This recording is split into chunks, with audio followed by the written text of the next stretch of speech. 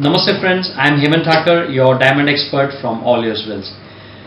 In this video, I am going to reply about the most common complaints found about diamond jewelry online, and one of the most common is about making charges.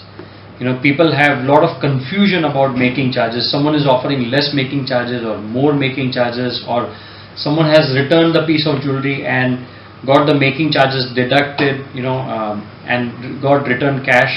So first of all, there is no standard making charges anywhere in the world. Okay. So manufacturer can have a standard making charges, but a retailer doesn't have that kind of making charges. Someone offers free making charges, 50% making charges. But to give you a very fair idea, any piece of diamond jewelry is only 5% of making charges.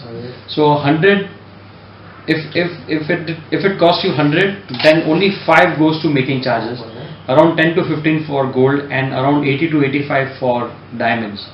So your diamonds matter the most and not your labor. So any jeweler can play a trick by giving you a 50% discount on making charges, or zero making charges for a certain period of time.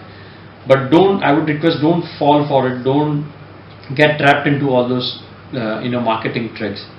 Also, when you return that piece of jewelry and get cashback kind of offer, there is going to be making charges deducted into that piece of jewelry.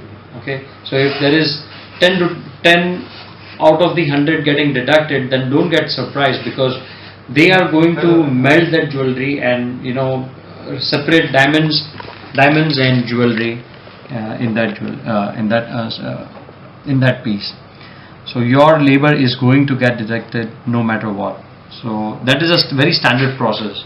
Most consumers are complaining about it, but they have to accept it.